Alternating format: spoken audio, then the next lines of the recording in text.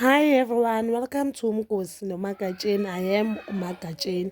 Umgosi ethu namhlanje bazalwa bami zithe it's about izingane zesithembu yesterday's episode. So guys, yesterday we know that bokuchubeka i-meeting yangaMseleko and yakacingweni which is ngibo Vuyokazi nangibo Mpumelelo.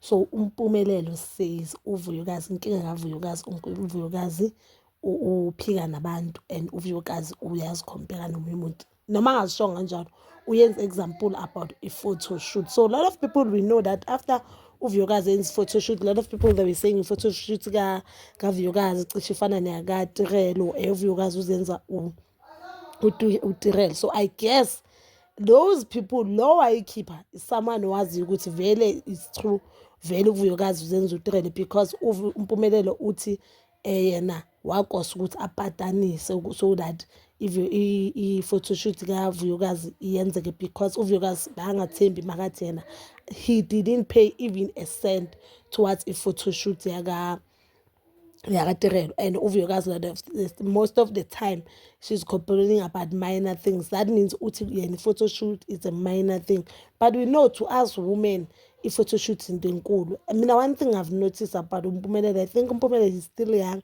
and ezinye zezinto understand like understand baleka komfazi.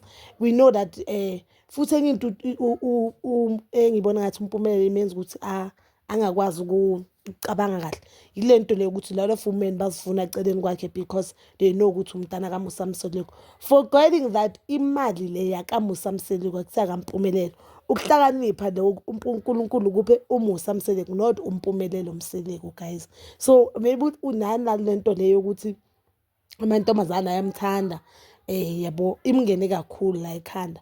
So lapha kula meeting into isiphetho ukuthi uVuyokazi into engichaze ngoVuyokazi this time uthe yena makaphuma ku that meeting yena sekayi baby mama kaMpumelelo but not i-girlfriend kaMpumelelo.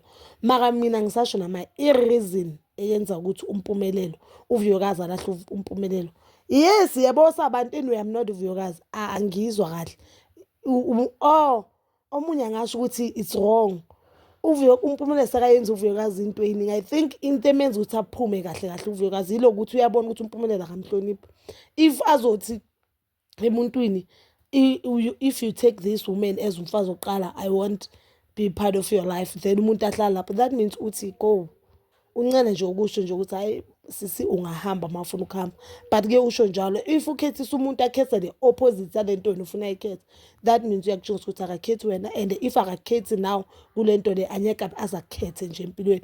We met Macele a lot of people guys uMpumelelo uthe makuvela ama shots nje ngamacele a lot of people they were saying Macele akekho muhle mina to me ngibona muhle and the fact that ufundile and une career yakhe ingenza ukuthi ngibone zif ungcono kakhulu because noma ngabe uMpumelelo uzodlala ngaye kanjani at the end of the day izaba ne career yakhe azobukela kuwe which is something one thing uVuyokazi mina yenza mina focus nje ku career yakhe now nokukhulisa ingane zakhe because indoda guys uVuyokazi definitely shows oyithola isidima i-personality yakhe ubuyena bakhe yilento indoda ifunayo phansi uVuyokazi she's beautiful ume kahle maka futhi makusefunde sothi futhi ufundile yabo uzoba nento uzoyithola indoda. I think now yena mela focus encwadini zakhe or on getting a job futhi yena futhi another thing ke abe nenhlanhla ngayo already uyaziwa she can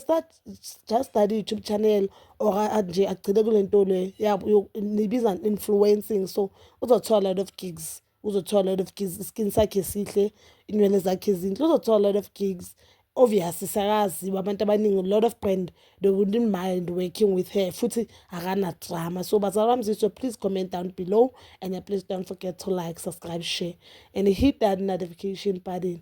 Nginithanda ukuya nokubuya.